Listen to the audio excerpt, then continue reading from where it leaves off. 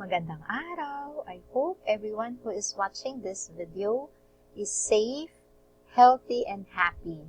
So today, we shall discuss about the 4 quantum numbers. And in our discussion, we shall consider Pauli's exclusion principle, which states that 2 or more identical fermions cannot occupy the same quantum state within a quantum system simultaneously. Or simply put, para mas madaling maintindihan ang ibig lang sabihin nun, no two atoms can have the same set of quantum numbers. Pag sinabing set, 4 na quantum numbers yon. Okay? So, pag binigay yung 4 na quantum numbers, isang atom or isang element lang ang tinutukoy nun. Parang fingerprint ng mga tao, no? Pag yung isang fingerprint, ginagamit identification para sa isang particular na individual. So, ganun din yung set ng quantum numbers. So, what are the 4 quantum numbers? So, the 4 quantum numbers are the principal quantum number denoted by small letter n with integral values 1, 2, 3, and so on. The principal quantum number determines the energy or the size of the atom. The second quantum number denoted by small letter l is the azimuthal quantum number or the angular momentum with values 0, 1 to n-1.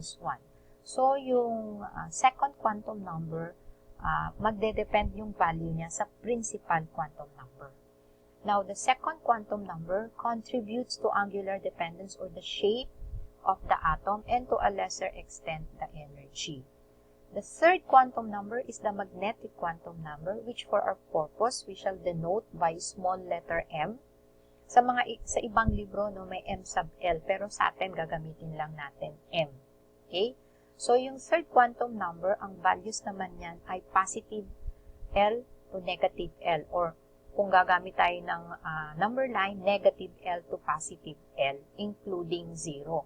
So, yung value ng third quantum number will depend on the second quantum number. Now, ano naman yung role ng third quantum number? It determines the orientation of the atom in space.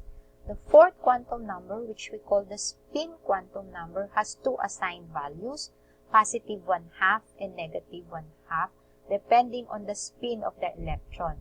And for our purpose, the fourth quantum number spin is denoted by small letter s. Sa ibang libro, m sub s, no? Para hindi tayo malito, s lang gagamitin natin.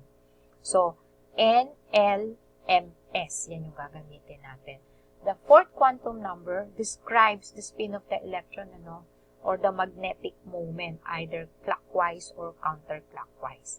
Now, at this point, it is imperative that we transform notations, from the SPDF notation. Ano ba yung SPDF? Ayan yung mga sublevels, to quantum notation. So, yung sublevel S sa quantum notation, 0 siya.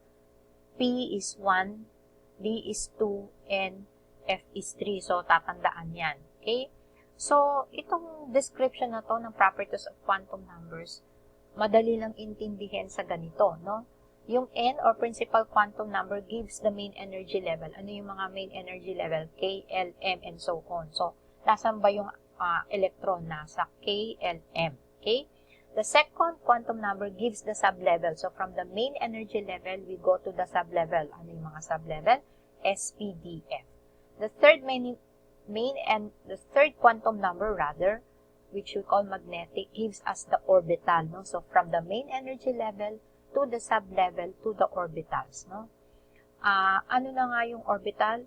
So, yung parang picture natin dyan, yung orbital ay yung lalagyan ng mga atom, and an orbital can hold a maximum of 2 electrons. So, S, which is the sublevel S, can hold a maximum of 2 electrons. So, ibig sabihin yung S has 1 orbital.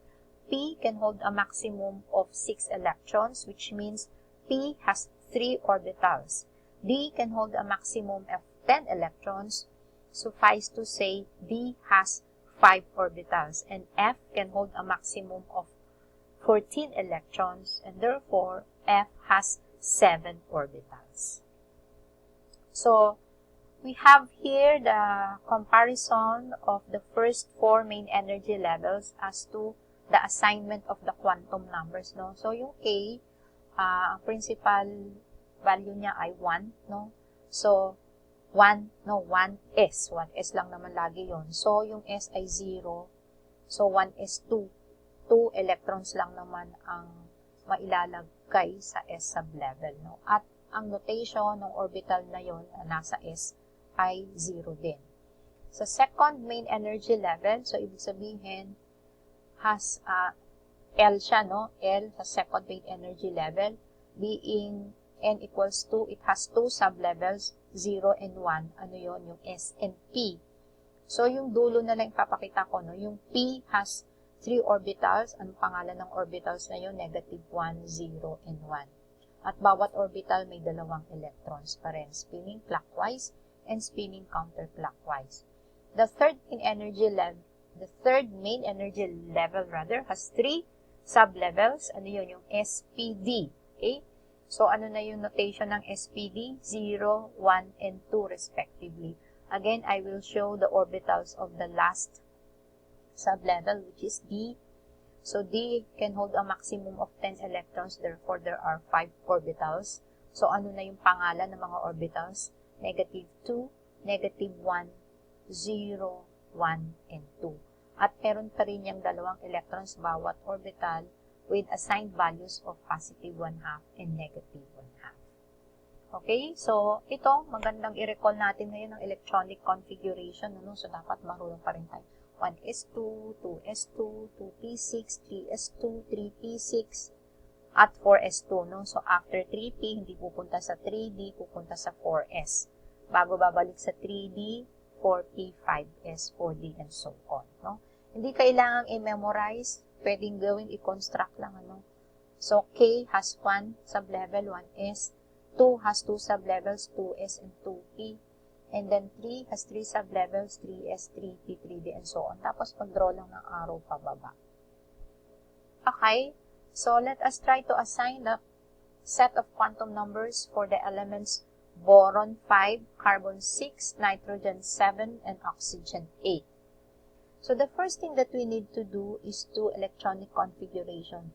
Boron has atomic number 5, meaning it has 5 electrons. So, i-configure natin yung 5 electrons na yun. So, we have 1s2, 2s2, and 2p1. Notice that the last electron went to 2p. So, p can hold a maximum of 6 electrons. Again, it has 3 orbitals. So, i-denote natin yung orbital ng box. Okay? So, there are 3 orbitals, so may 3 boxes. No?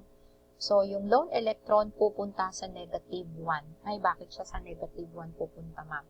So, parang pinapakita natin yung negative 1, yung pinakamababang energy, no? Ano yun? Off-bow principle, no? Yung electrons tend to occupy orbital of lower energy. Okay? So, yung last electron doon pupunta. So, pangalanan na natin yung quantum numbers. N is 2. Bakit 2? Nasa second main energy level, yung last electron. L is 1. Bakit? Nasa P sublevel. Remember, P is 1. And then, M is negative 1. Bakit? Doon siya pumunta sa orbital na negative 1. And because it is upward, so spinning clockwise, so S is positive 1/2. Okay? So, main energy level, sublevel, orbital, and then the spin. For carbon 6, so there are 6 electrons to configure. We have 1s2, 2s2, 2p2. So, sa last sublevel, there are 2 electrons. Again, yung P has 3 orbitals. So, mag-drawing ulit ng 3 boxes.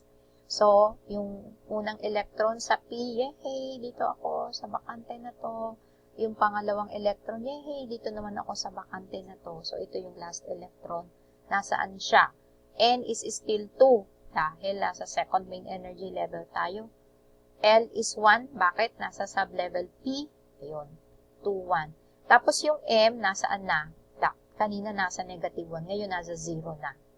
Dahil spinning clockwise, pataas yung arrow. So, positive 1/2. So, we have 2, 1, 0, and positive 1/2.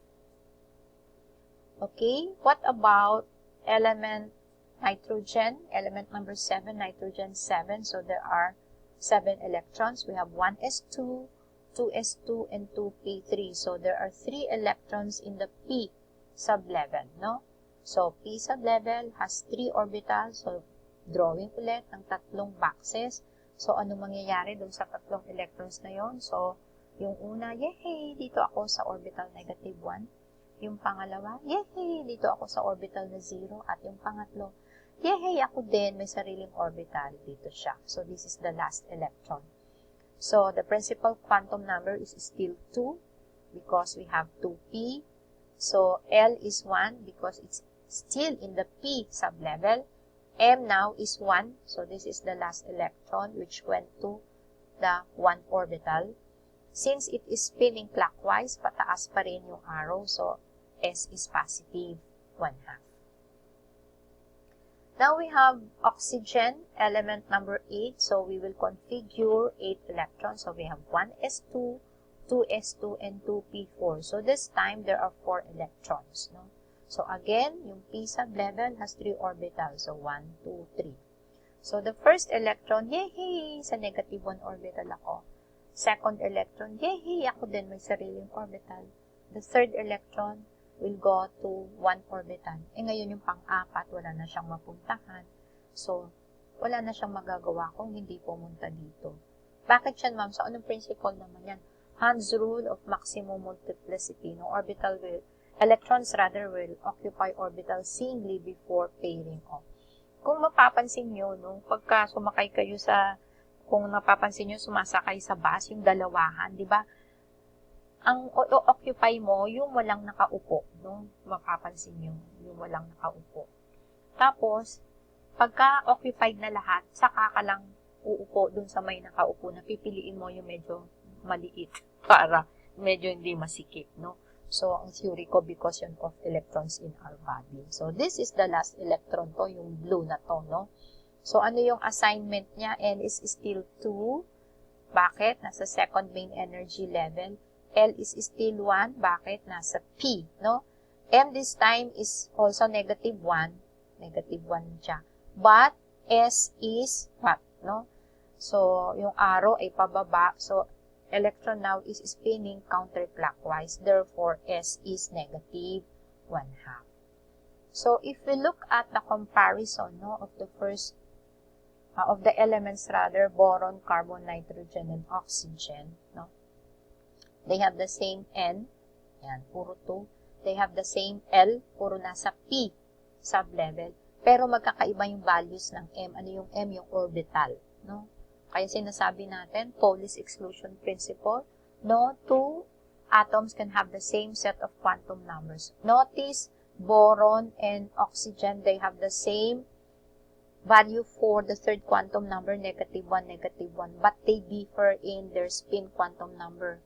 Boron is positive 1/2, but oxygen is negative 1/2. Natakpan ko lang no, sa PowerPoint, makikita nyo yan. So, therefore, wala talagang magkaparehong quantum numbers. Okay? So, totoo yung sinasabi ni Pauli, no, na identity ng atoms ang quantum numbers. Okay? So, as your exercise, I'd like you to determine the 4 quantum numbers of magnesium, element number 12, and zinc, element number 13. So, thank you for listening. I hope you are able to have a clear grasp of how to determine quantum numbers given the atomic number of an atom or an element. So, I'll see you next video, and I hope that in the meantime, you stay safe and you stay healthy. Bye for now, class. I'll see you next time.